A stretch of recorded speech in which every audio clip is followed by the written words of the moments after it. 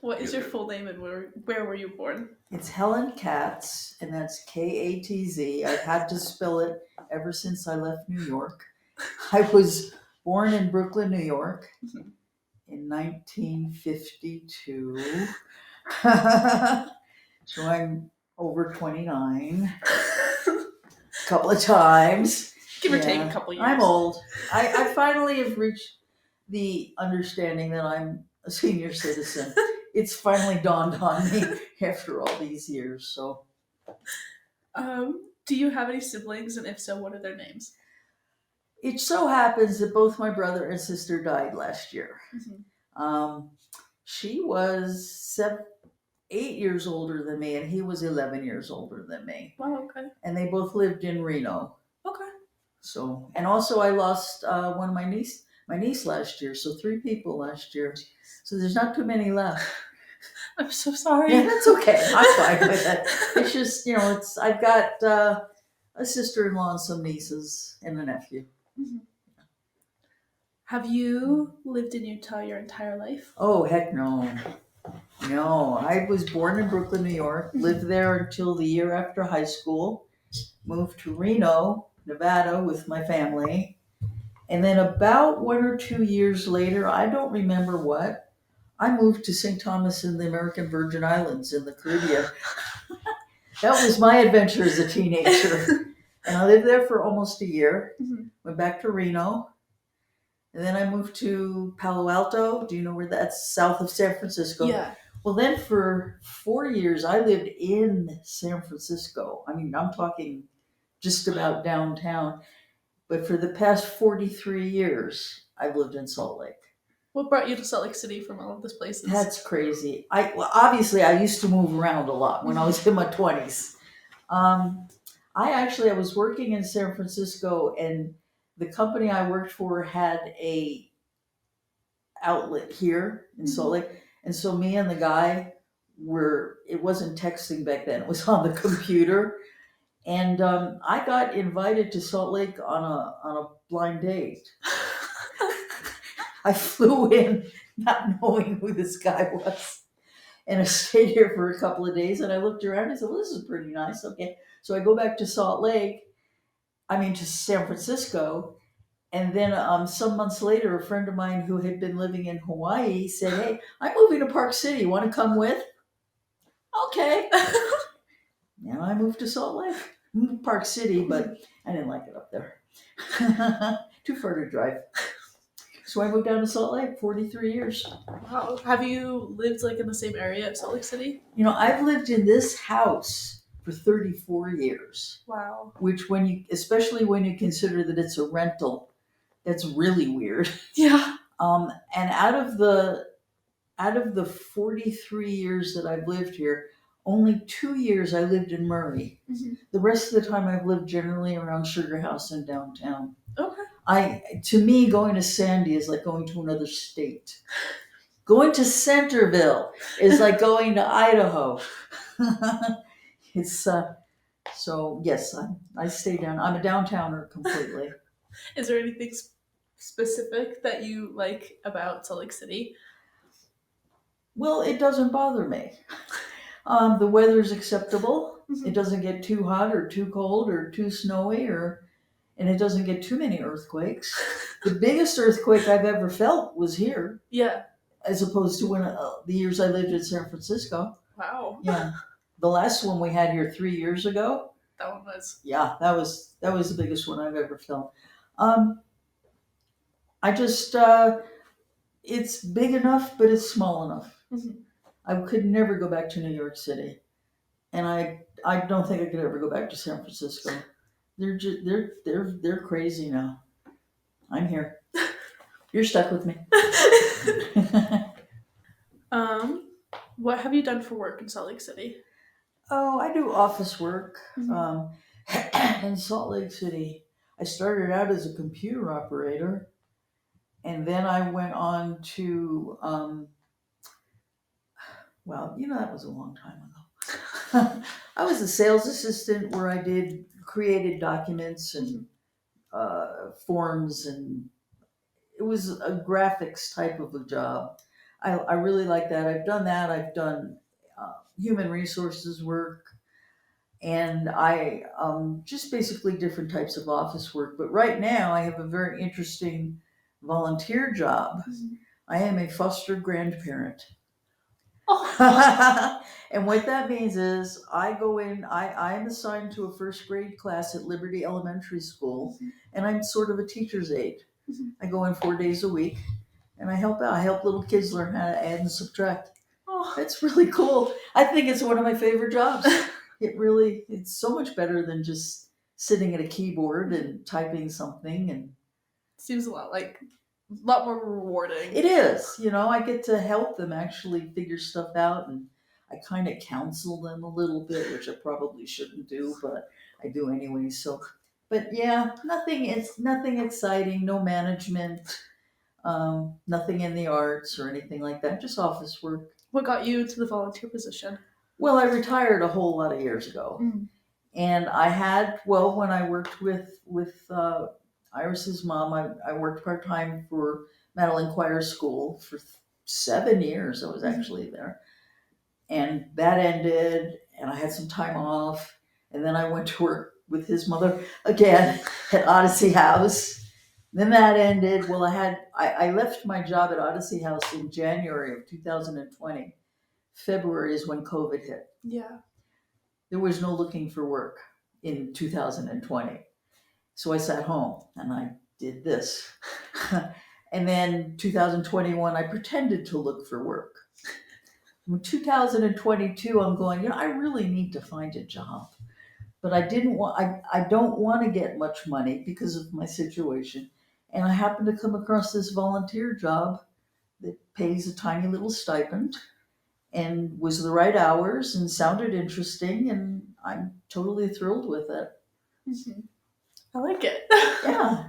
Do you like working with kids? Is that something that you Well, enjoy? I never had any kids, Uh-huh. and so no grandchildren. Okay.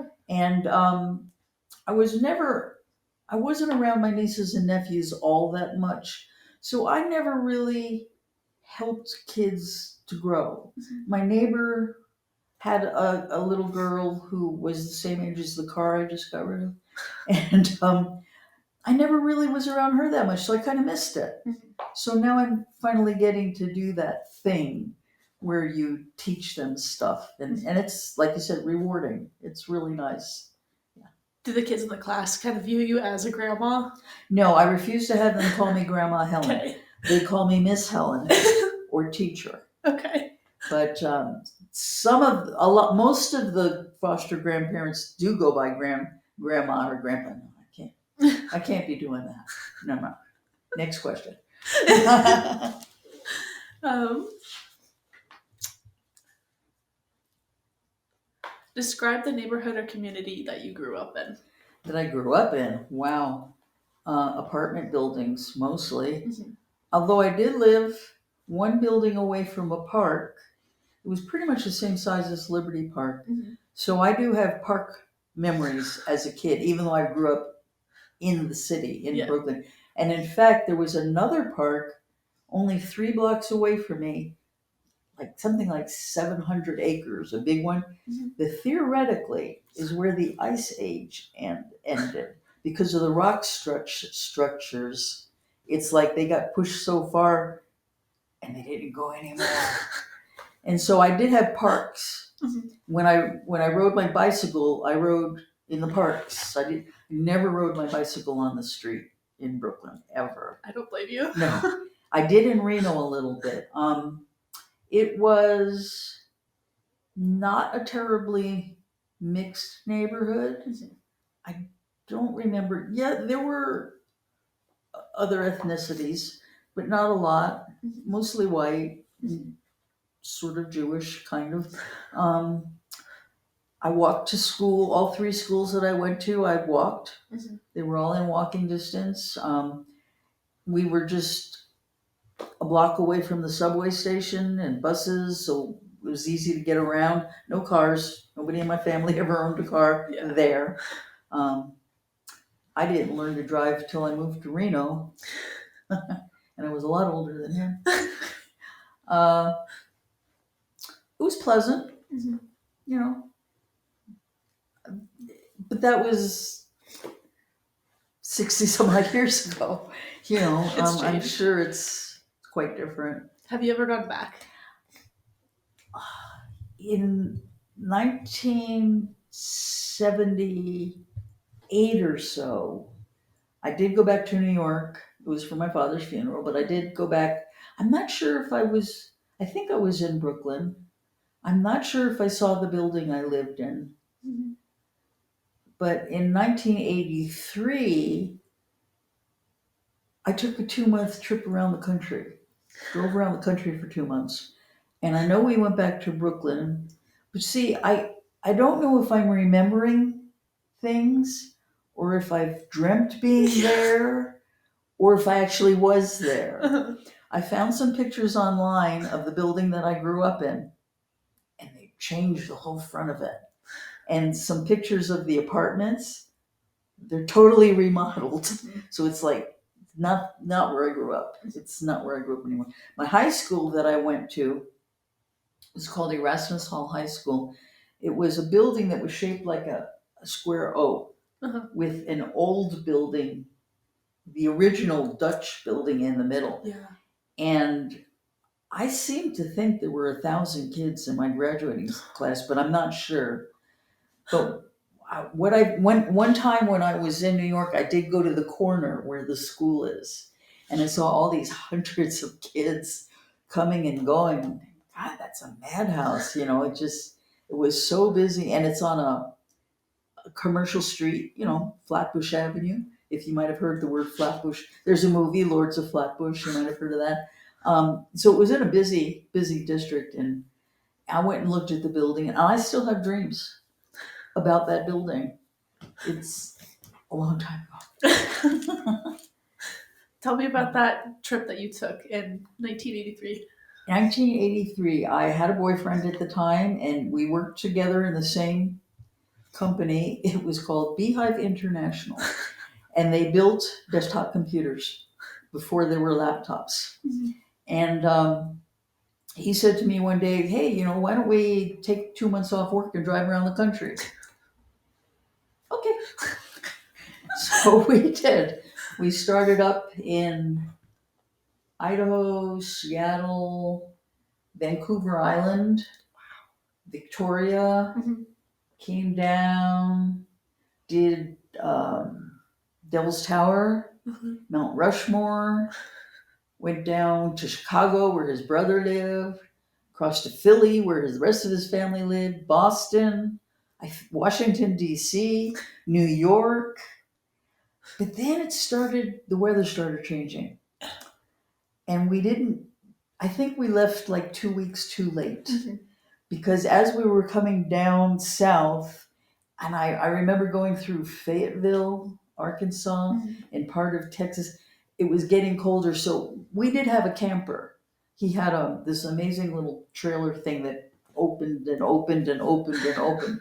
But it started getting too cold to do that. And then we went to Los Angeles, Las Vegas. I think we went to San Francisco. We did the whole big circle.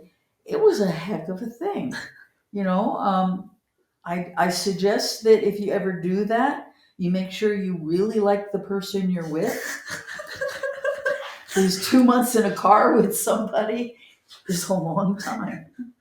And he couldn't do anything as a passenger in the car. I would read, I'd do puzzles, I'd do my nails and stuff.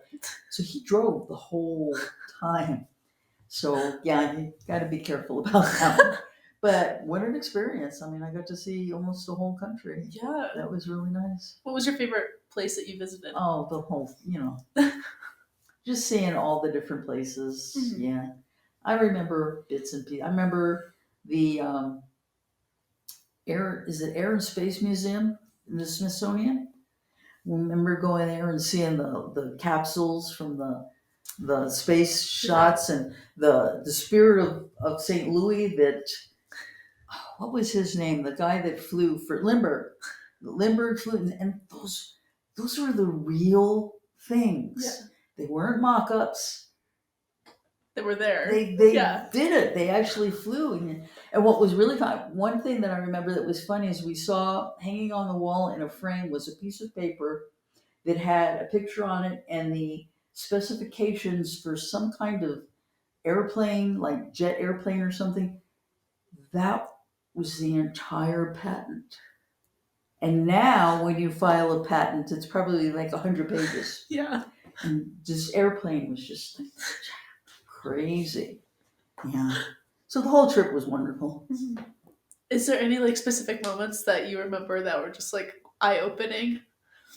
Yeah, when we had the fight near Devil's Tower, that's when I knew we were going to break up. That was 3 years into the relationship, and I said, no, Oh. it's not over now, but it ain't going to last. And it went 3 more years. Yeah, it just, he was a wonderful person. One of the two brightest, smartest, most intelligent, kind people I've ever met. Um, but we just went different ways. Yeah. Totally friendly breakup. We were friends after. I was friends with the woman he married after we broke up. Sweet. You know, yeah. So that was fine. It was a good experience. But yeah, I do remember that argument that we had. But I did see Devil's Tower. It's big. We did not go to the World Trade Center. I regret that. Yeah. We went to the Empire State Building. I was going to ask if you went to the World Trade Center. No, we went to the Empire State Building, and yeah, so that was what 83. So it was like what 8 years before the explosion. Yeah, kind of regret that, but oh well, can't do it now.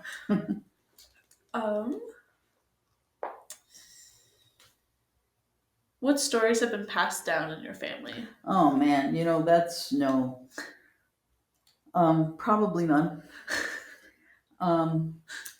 It was not a warm family, and it was not a very big family. Even when we lived in New York, we had relatives in New York. No, the only thing that I can recall is that I was told that my father was born in Poland in 1904, I think it was. And I think it was 19. He emigrated to the United States and became a naturalized citizen. I guess that would have been 1908. And I think I met his brother once, but I really don't remember. I knew his sister, my aunt. I knew that part of the family. See, that part of the family was closer. My aunt and her kids and their kids, they were more like his family. My part of the family was like, stay back. Yeah. We weren't that close. So no family stories. Okay. Not really. Do you know any of like your family history and where your parents were from? Well, my father was from Poland. My mother, her father was English. I did meet him several times. Now here's a story that I'm not sure about. I think my mother had a stepmother, and I think I met her, and I think she was American. I remember seeing my grandfather and a woman walking away from the front of my apartment building. But I must have been terribly, terribly young. So I don't know, like I said, if that was her stepmother or her real mother, or if she was English. But my mother was born in Chicago, totally American. And my father, yeah, he was, like I said, naturalized citizen. One time in the 60s, we went on a bus trip. We went into Canada. That was a thing then. Big full-size bus and all these, old married people and stuff would go on, and they go to Niagara Falls or go to Washington or DC or something. We went up to Canada on one of them, and we're coming back. They asked everybody, can we see your birth certificate or your driver's license or something? Well, my father handed over a photocopy of his naturalization papers. There's only one problem. Now, on naturalization papers, it says you cannot photocopy it. Back then, there weren't photocopy machines. So he photocopied it and took the copy with him. They almost didn't let him back in. They were there for like over an hour or something, just discussing, is this legal? Can we do it? So that was kind of weird. He's the reason that rule exists now. Yeah, so now we have to, no, you can't make a copy of that. So yeah, but he was a citizen. Yes, he was actually a citizen. I think he was in the army. Do you know what branch? Army, Okay. not Air Force or anything. Would have been. It wasn't in the 50s. He wasn't in the service in the 50s. He would have had to have been in the 40s. Mm-hmm. So it would have had to have been World War II, maybe. I don't know. Yeah. And see, now there's nobody to ask. Yeah. My brother, who was 11 years older than me, I found out after he died that he at one point did try to look up our history. Yeah. And he really couldn't find very much. He didn't. Yeah. So. That makes sense. Yeah. There's a cat starting to walk towards us. So don't be scared. What would you say the most significant challenges you faced in your lifetime are? Oh, geez. Not to bring up a sore subject, but depression and anxiety and everything that goes with that. I've been on medication since I was 12. Mm-hmm. Most of the time I've been on it. I am right now. Mm-hmm. And I had some tough years. I know that when I was with that boyfriend that I was telling you about back in the 80s, I was a bitch.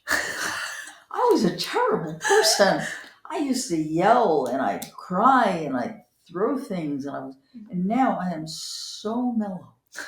I'm just like, I almost don't have emotions anymore. I'm just like, I slide through everything. So that was tough, but I got over it. I made myself kind of focus more, and I'm happy to say I'm not like that anymore.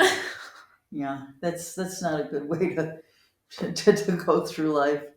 Mm-hmm. And what's hard too is I've lived alone most of my life. Mm-hmm. Actually, literally, this time around, I've lived alone for 37 years, Mm-hmm. and I'm not the self-sufficient woman that his mother and sister are. I pay people to do things for me.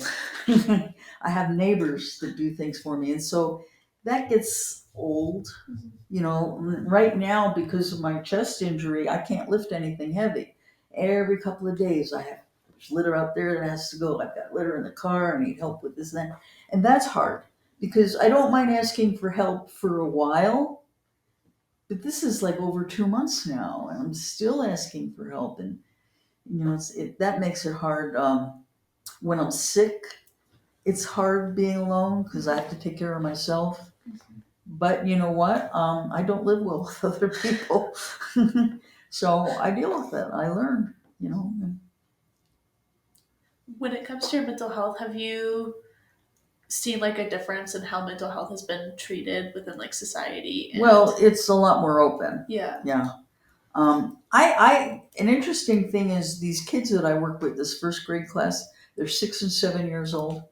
Some of those kids have emotional problems, Mm-hmm. severe. And my first thing is, but put them on drugs. No, maybe not. Maybe therapy would work first. But it's amazing me how these kids are different from when I grew up. Mm-hmm. Maybe I just don't remember that, but this is nuts. These kids are under so much stress now.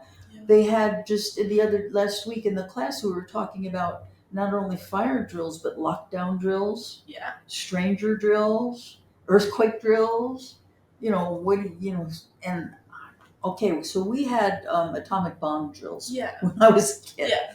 That was it. It was just that one drill. But I think the kids today are under a lot more stress.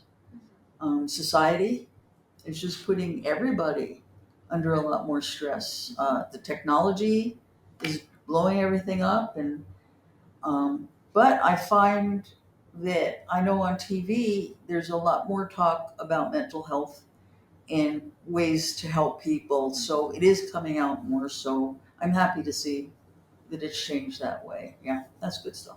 Have you experienced like the change of it yourself and seen the benefits of it? Um, no, I've really kind of I've seen counselors through the years. I never liked them. I've taken meds through the years for a few years and off and on. No, I've stayed pretty much the same. Okay. Um, but I'm glad to see that some of the government is trying to improve the care, the health, mental health care. Yeah. They're trying, maybe a little bit, and that's good stuff. Mhm. You know, but I'm like I said, I'm mellow now. I'm over everything. I don't care about you don't like the way I dress. I don't care. You don't like what my hair does. I don't care. It's just I'm past caring what society thinks. It's It doesn't matter. doesn't matter to me anymore. No. There's too much pressure on kids these days. Ask me something else. You were going to ask me about my religion. Yeah, no, I can ask about that. Don't be afraid to ask questions. You can always remove them later. Like if questions don't turn out good, we can always remove them. Yeah. So just ask the questions in case, What has the role of religion played in your life? Okay. There is a term in Utah called Jack Mormons. What Have is you that? not heard that? No. That's people that say they're Mormon, but they're really not that Mormon. Yeah. I've always considered my family Jack Jews. They said they were Jewish. They pretended they were Jewish. But here's my Jewish upbringing. In the spring, we had Passover dinner at my aunt's house. Yeah. In December, we lit Hanukkah candles. Yep. And on December 25th, we gave each other Christmas presents. That's my Jewish upbringing. So I didn't really, I know Jewish food. I know some words. I know a few habits, but I do not feel that I was raised Jewish. I've always been, for a long time, atheist. Then I think I became agnostic. And then, in 1983, I joined the Church of the Subgenius. What? Look it up. It's kind of real, but it's kind of not, It's like, it can't be real if you want it to be, but it's not, but it is. But yeah, I like to psych people out. I one time when I was checking into the hospital and they were saying, do you have any religious affiliation? And I'm going, should I say it? Should I not say it? I didn't say it. But if I have to put something down, it's a state of mind. Is really all that it is. It's part of be your own person and the heck with what the others are saying and doing. But I do have a membership card in my wallet. I'm actually in a couple of books. Oh, somewhere over in there, there's in that corner, there's the Book of the Subgenius and Book of Revelations or something like that. I'm in a couple of because I signed up when it was very early on. Wow. So the name Cat Lady is Cat Lady. My church was called the LDFs, the Church of the Latest Dazed Frenzy of the Subgenius of the Big and Young state of Utah. And so yes, I got written up a couple of times. I just had to throw that in. Of course. Not many people can say they have their own church. I do. And it's right here. You're in my church right now. Would you say that those belief systems have helped you through like difficult times in your life, or have they? They solidified what I believed. Okay. That I didn't have to do what everybody else was doing or saying or believing. That it was okay to be different. Okay to be the outsider, if that's what it was. Yeah. It just acknowledged. Yeah, so I don't do anything with it anymore, but it's still in the back of my head. Well, my license plate holder's right there. I'd rather be in Dobbstown. Dobbstown is supposedly in New Guinea? No, Guyana. It's not really. But that was on my car for 27 years. And people would say, well, where is Dobbstown? Up here. As long as I think I'm in Dobbstown. Mhm. Man. So yes, I am a little crazy. Thank you. Go ahead. I mean, as long as it brings you solace and does something for you, I think that's all that matters. I don't force it on anybody else, That's all that I matters. don't, I don't, it's like, one of my personal weird habits is I keep a lot of spreadsheets and lists and charts and stuff. Mhm. And whenever I try to explain one of them to somebody, they go, why are you doing that? Well, you know what? It doesn't affect anybody but me. Yeah. Nobody else sees them. Yeah. Nobody else has to work with them. And if it makes me happy, That's all that matters. that's what I do. I have Yeah. all my spreadsheets. So I have my religion, and there you go. I like that. Who has been the most significant influence on you as a child or an adult? As a child, unfortunately, I'd have to say my mother. Why, unfortunately? She was a very negative person. Mhm. And I grew up as a very negative person. I think the glass is at least half empty. I always look at the downside of everything. I look at the bad side of everything. My excuse was, well, if I think about the bad that could happen and it doesn't happen, well, that's okay. But if it does happen, I'm prepared for it. Mhm. So that was my way of justifying it. Yeah. I'm trying to not be like that anymore. And I'd say in the last 20 years or so, I'm lightening up a bit.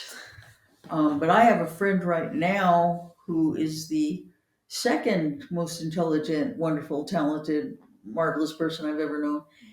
And he's trying to help me with the more positive side of it. So I'm working on that. But so I pay attention to how he does things sometimes, and I try to emulate him and not emulate my mother anymore. Uh-huh.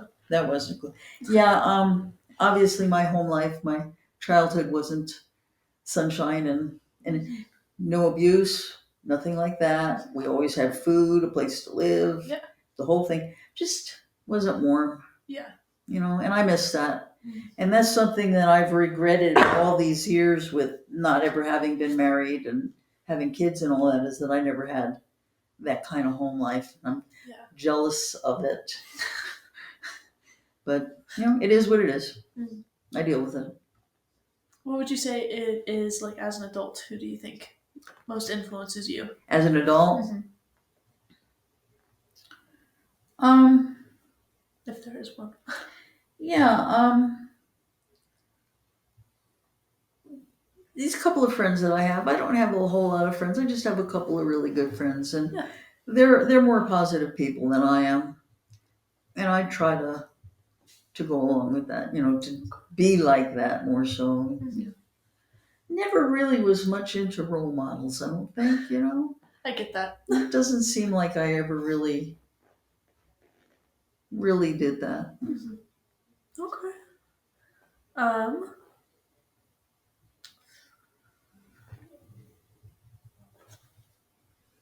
Have you experienced or observed prejudice or racism in your life? No, not personally. Have you seen it happen around you? Racism or prejudice? I must have. I mean, how can you not? But nothing major. No, I haven't. I've led a very peaceful, low key life. Things have happened to me, but I don't feel like I've been through any super traumatic things. Mhm. I've not seen any super traumatic things.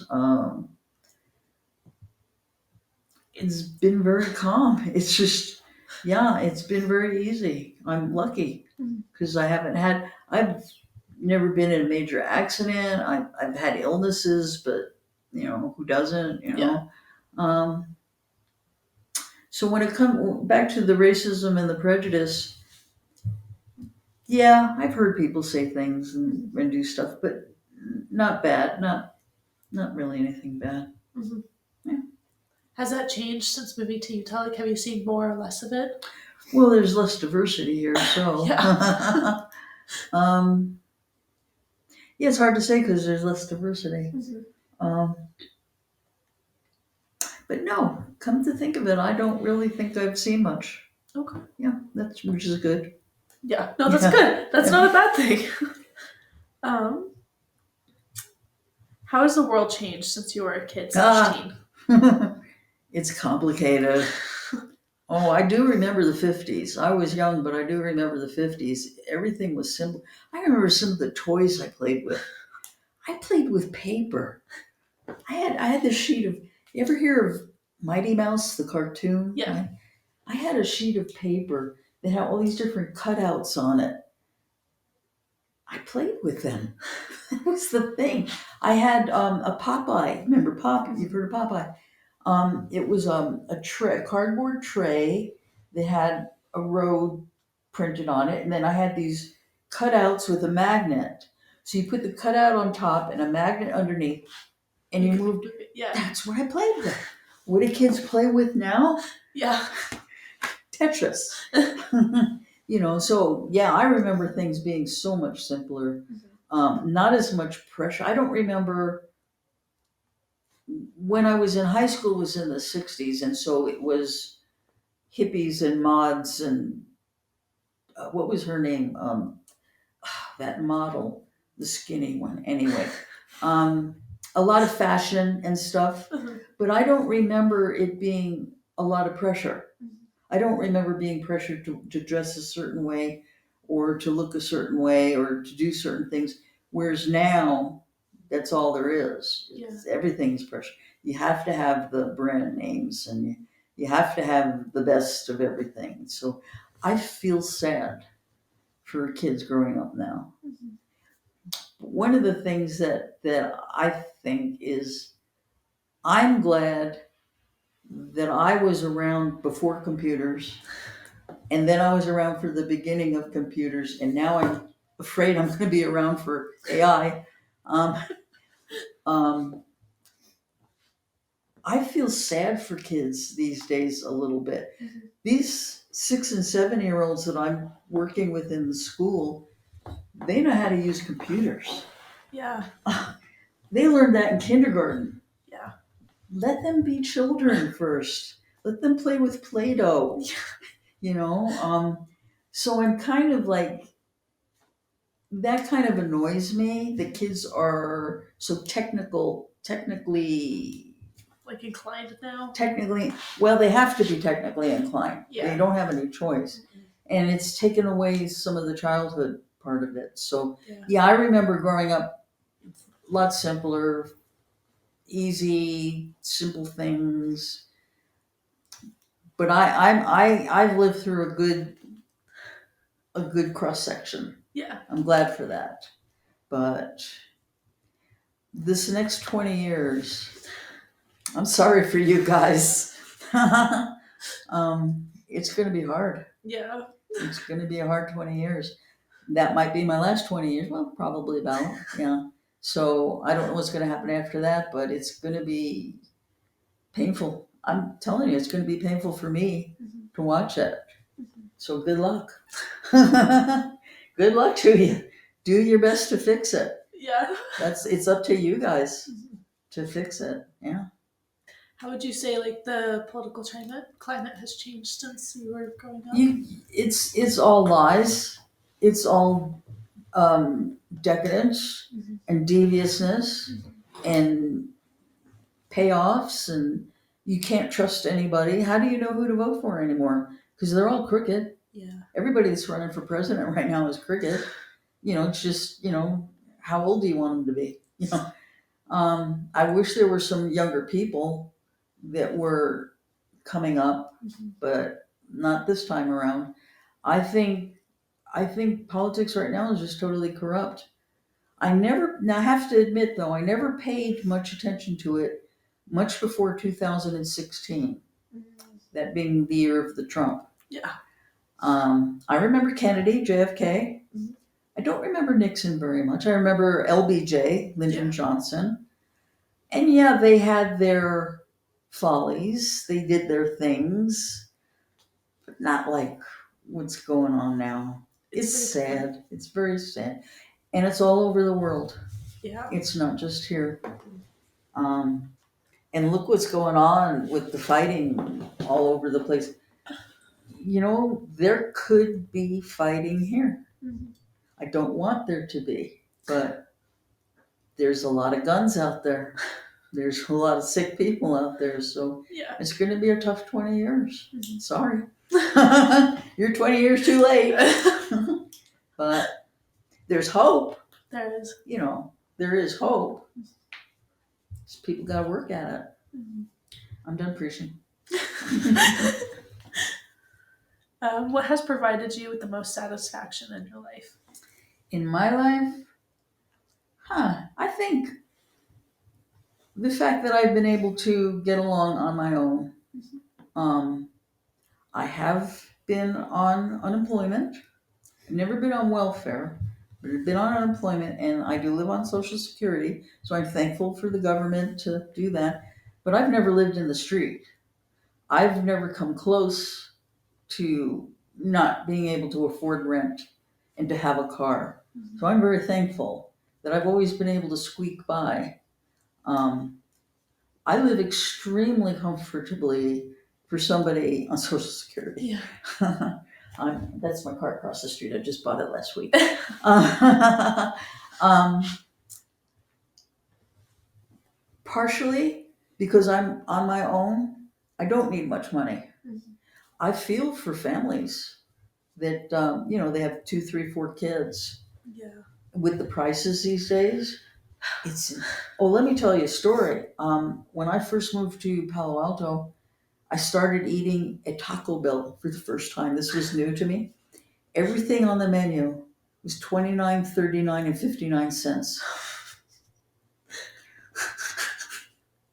What a time. I mean, If really. only. And I think about it now. I go to lunch, it's $12. No matter what I get, it's $12. Yeah. That's hard to think about sometimes. Even just in the past 15 years, because I keep track of my lunch money, which is one of my weird spreadsheets. Yeah. I used to be able to eat lunch for $6, $7, $8, and now it's $12, $13, $14. Yeah.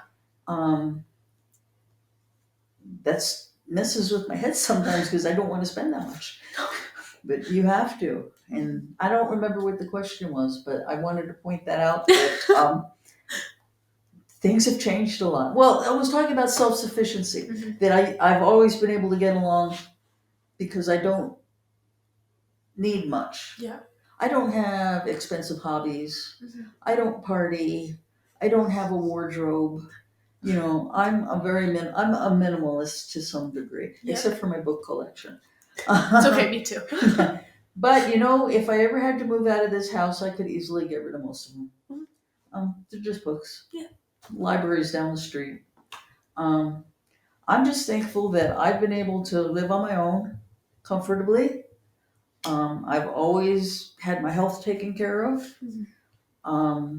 Dental health, eye health, the whole thing. I've never suffered from that. I think I've led pretty much a charmed life. I really have. I could tell you one statistic that kind of blows my mind. In 33 years, I've had 11 surgeries, which is like a lot. But yet, I don't feel like I've had major health problems because some of them were major and it's just not too bad, but I came through it and everything's paid for. Yeah.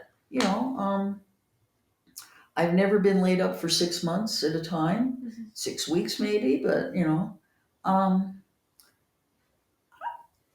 it just comes back to I've led a charmed life. It's been fairly easy, and I'm lucky. I'm very lucky, and I'm thankful for that. I don't know who I'm thankful to. Somebody up there, but somebody in the world of the subgenius. J.R. Bob Dobbs rules. You don't hear about that anymore. That's dying away because everybody that runs it is my age. They're dying off. Anyway, yeah. I do, in general, yes, I see big differences between when I grew up in the 50s and when kids are growing up in the 2020s. I was just talking to a friend of mine the other day that now when we say something happened in 1998, at first we think, well, it wasn't that long ago. It was 25 years. You know, it's getting to be a long time. Yeah. But I don't remember how I started that sentence. It's been basically good. Okay. Yeah. What are you most proud of in your life? Right now, because I am more emotionally stable than I ever have been, and I am doing well, and the fact that I don't care about them anymore, I'm at peace. I'm really very peaceful, and I'm happy that I'm not suffering in any way. Of course, tomorrow, one never knows, but no, I'm very happy with the way it is. What historic event, marches, protests, performances, etc., have you experienced? Oh well.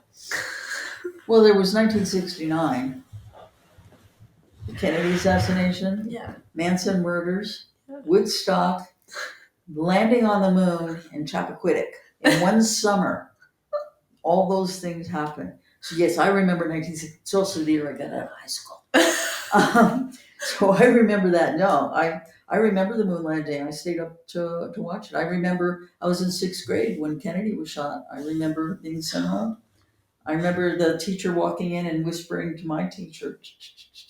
And then I remember being home and watching the funeral on TV. I don't think I watched it when Oswald got shot, but I do remember that. I remember Martin Luther King being shot and Bobby Kennedy. That was when I was in high school. I don't remember much about Vietnam. That was when I was in high school. Yeah. The 60s. Yeah, I really don't have much of a connection to that. I remember seeing it on TV. That was, like they say, the first war that was broadcast on TV. Yeah. Yeah, I remember seeing it, but and then since then, well, of course, 9/11. Of course, I remember that. That big earthquake in San Francisco in 1989. I was living here, but that affected me. That was a big earthquake, right where I lived. So there's been a number of things that have happened. A lot of things, all the space stuff that's happened. Challenger blowing up, and the other ones, I can't think of what it is. Challenger started with a C, but anyway. Yeah. I remember the day that happened. I remember a lot of that stuff. But that's there, and I'm here. So I'm separate from those things. Yeah. So I remember them, yeah. But I never cried over anything or got terribly upset, but I still think about some of those things. Do you remember a lot about like the civil rights movements? Say that again? Do you remember a lot about like the civil rights movements and Martin Luther King? Well, what gets me about that is the fact that I do remember in the 60s the marches and all of that, and it's still going on. It hasn't been fixed, and it's 50 years later, and it hasn't been fixed. That's crazy. That's insane. Yeah. That's sad. That's really sad. And now you have even so many more minorities in this country. Now that's a problem. This immigration thing in the south border, I don't know what to do about that. There's all these people, they want to come here for a better life, but we got people living on the street now that were in the Army and the Air Force and that have families and there's people that have jobs that live on the street because they can't afford rent. So let's take care of them. What do we do with the new people? But going back to racism, it makes me sad that it hasn't improved very much. It has some. I mean, you do see a lot of black people in the entertainment industry, which you didn't. I remember Nat King Cole had a TV show. I think he was the first black person that had a TV show. I remember watching that. Flip Wilson. Oh, lots of people. Sammy Davis Jr. Yeah. Barely ever saw them, but now, it's great. But yeah, people are discriminated against when they try to rent a house or when they try to buy a car or something like that. And why? I don't get it. That's sad.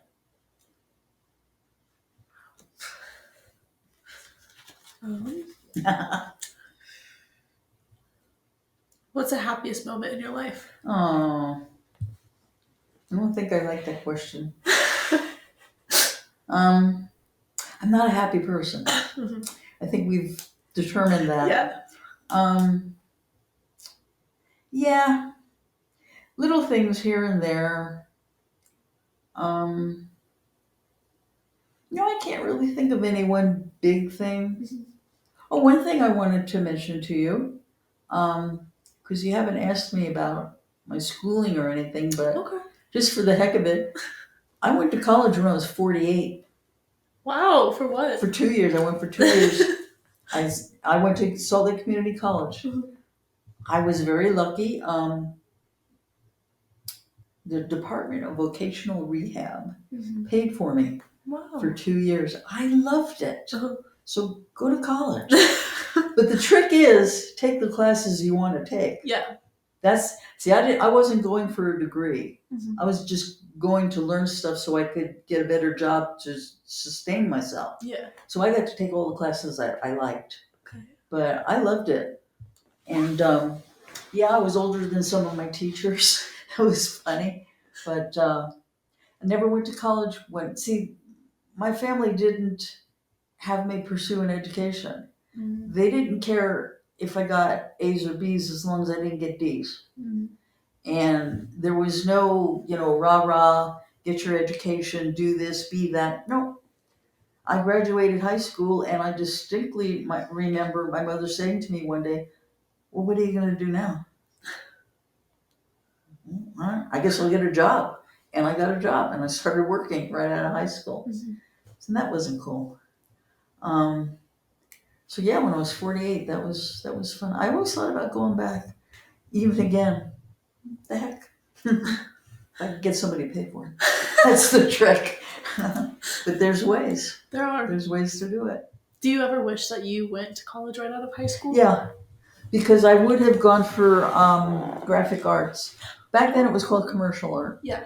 And now it's graphics or graphic arts or something. And it would have been interesting to see how totally different my working career would have been if I would have pursued more of an artistic line. Would I have been any good? No way of knowing. Would I have dropped it? Don't know. But it would have, I regret that didn't happen. Oh well.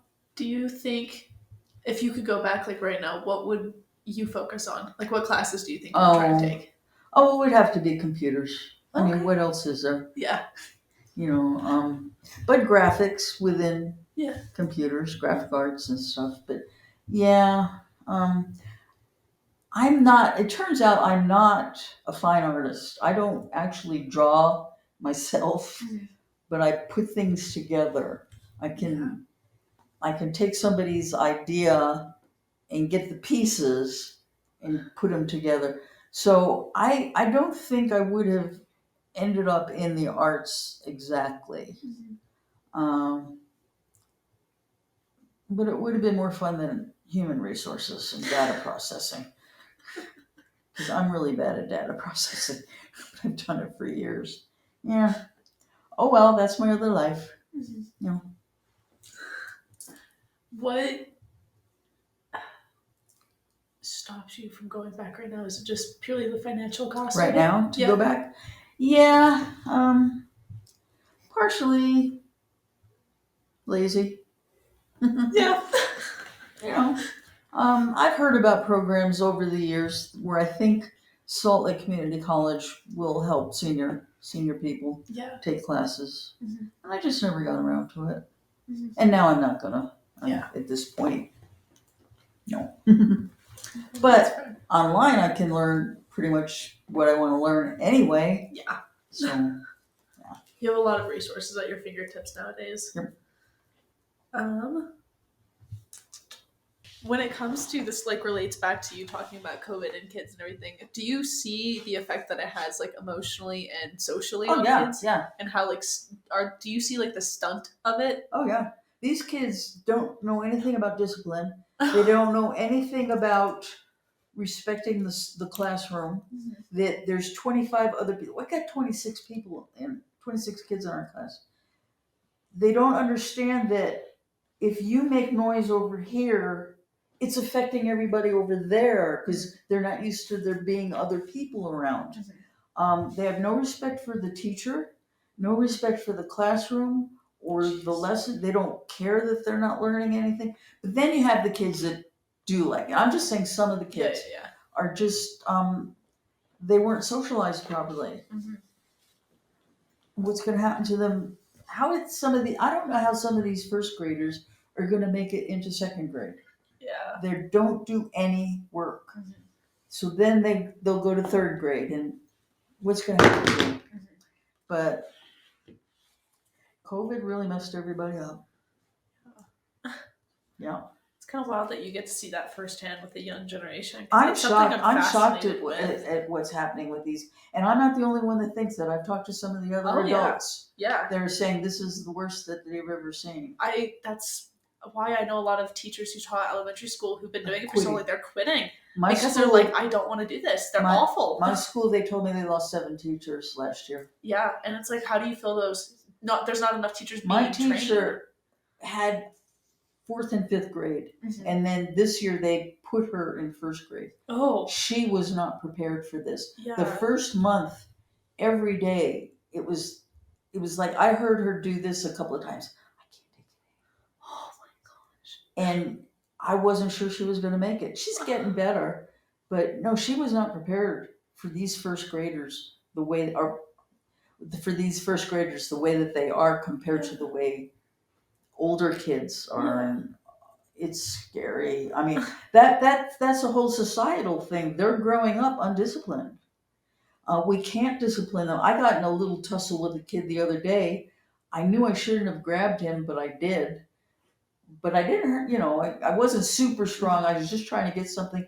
And I realized this kid is going to grow up this way, Yeah. thinking that he can do whatever he wants. And That's such a bad precedent. It's so sad. Yeah. In 1st grade, I don't remember. I only remember one thing from 1st grade, but I certainly didn't see all this discord. Mm-hmm. And this is how they're learning to be in society, and that's very sad. And the teachers, well, yeah, I was saying with the teacher that she's getting better at it. But a lot of these kids are now enrolled in special programs where they have teachers come in like for an hour every once in a while. But what about the regular kids? Yeah. That aren't getting enough time on their math because the teacher has to spend so much time disciplining the bad ones. It's sad. So I'm glad I can help a little. No, I get that. Oh, I forgot I had this one. What is your biggest regret, and what would you have done instead? My biggest regret. One of my biggest regrets is that first boyfriend that I drove around the country with. Yeah. That we didn't work it out. Mm-hmm. He is such a wonderful person.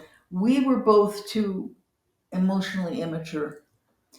We were in our 20s or 30. I moved here in 1980, so I was 28. Mm-hmm.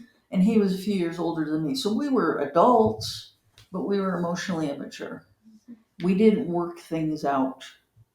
We just separated. And I've always kind of regretted that because I know kind of how he lived afterwards. Mhm. And I've never been on a cruise. I know he's taken trips and done things, and he's done pretty well for himself. Mhm. But I have my other friend that I admire so much. We have the most adult relationship I've ever had with anybody. Mhm. And we're just friends. We've never been romantically, and we never will be romantically. But we can say, hey, I'm mad at you. This is what you did. And then we can talk about it. So I regret that I screwed it up with the first one, but I learned my lesson. Mhm. So I've always regretted that thing with the first guy. Mhm. And I also regret the fact that I did not have a happier family life, home life, lots of togetherness and all that. That wasn't my doing.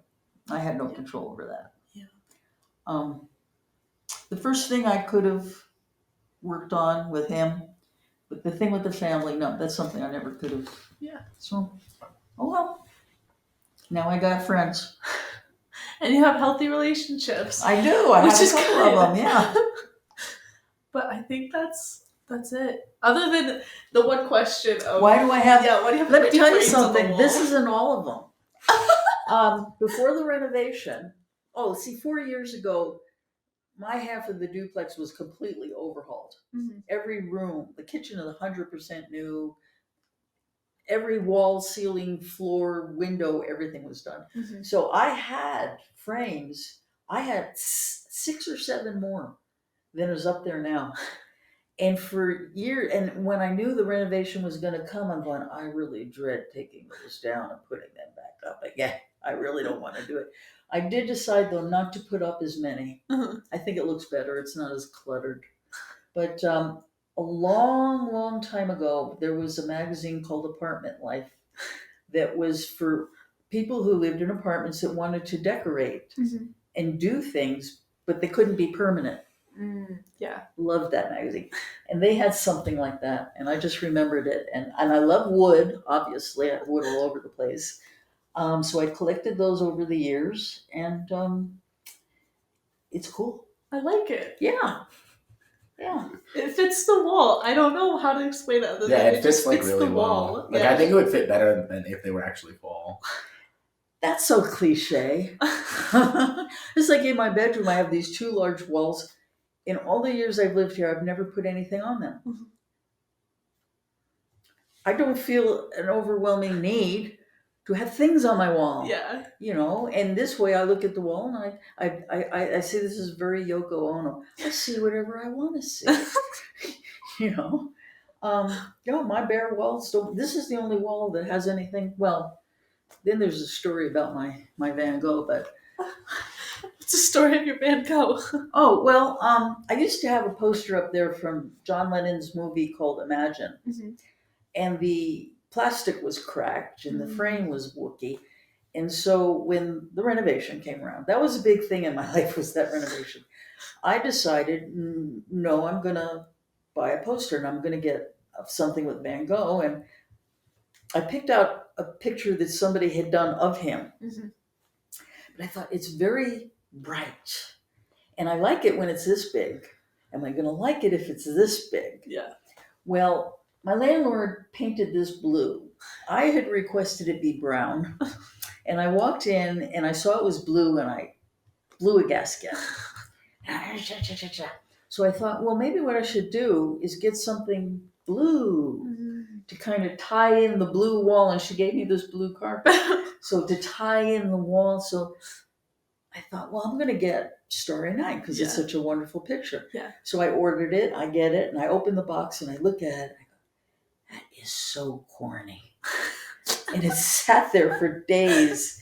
And I'm going, but I paid $108 for it.